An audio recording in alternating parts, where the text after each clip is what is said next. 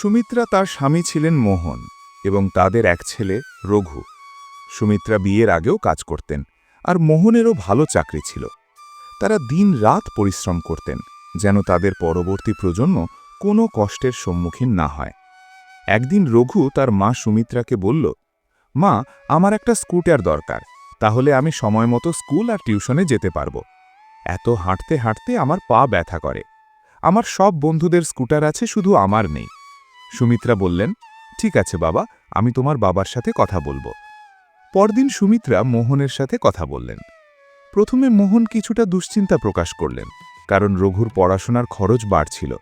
কিন্তু শেষ পর্যন্ত তারা ছেলের ইচ্ছে পূরণ করার সিদ্ধান্ত নিলেন। পরের দিনই তারা রঘুর জন্য একটি স্কুটার কিনে দিলেন। রঘু খুব খুশি হল।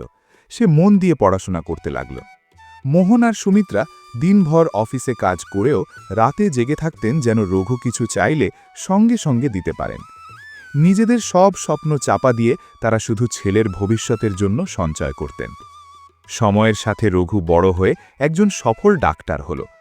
পরে সে রাধা নামে একটি মেয়েকে বিয়ে করল। বিয়ের কিছুদিন পর রঘু তার বাবা মাকে বলল, আপনারা অনেক কষ্ট করেছেন, এখন একটু বিশ্রাম নিন। মোহন ও সুমিত্রা অবসর নিলেন এবং শান্তিতে জীবন কাটাতে লাগলেন। সুমিত্রা বাগান করতে খুব ভালোবাসতেন, তাই অবসর জীবনে তিনি বাড়ির উঠোনে একটি সুন্দর বাগান তৈরি করলেন। পরে সেখানে একটি দোলনাও বসানো হলো। কিন্তু রাধা এতে খুশি ছিল না। সে ভাবত শ্বশুর শাশুড়ি সারাদিন বাগানে সময় কাটান, আর সব গৃহকর্ম তাকে একাই করতে হয়। একদিন সে রঘুকে বলল, আমি কি তোমার স্ত্রী না বিনা বেতনের কাজের লোক? রঘু প্রথমে রাধার কথায় বিশ্বাস করে বাবা মাকে কঠোর কথা বলে। সে বলে, এই বয়সে এসব মানায়? লোকজন কথা বলছে। মোহন শান্তভাবে বলেন, তুমি যা ঠিক মনে করো তাই করো। রঘু ও রাধা ভেবেছিল বাড়ি সম্পত্তি তাদের হবে, কিন্তু সবকিছুই ছিল মোহন ও সুমিত্রার নামে। একদিন মোহনের পুরনো বন্ধু রামকাকা হাসপাতালে এসে রঘুকে সত্যটা জানান। তিনি বলেন, তুমি তাদের নিজের সন্তান নও। তারা তোমাকে অফিসের সিঁড়িতে কাঁদতে দেখেছিল। অনেক খুঁজেও তোমার আসল মা বাবাকে পায়নি, তাই তারা তোমাকে দত্তক নিয়েছিল। নিজেদের সন্তান নেয়নি শুধু তোমার জন্য। আর মোহনের বাবার ঋণ শোধ করতে গিয়ে তারা সারা জীবন কষ্ট করেছে।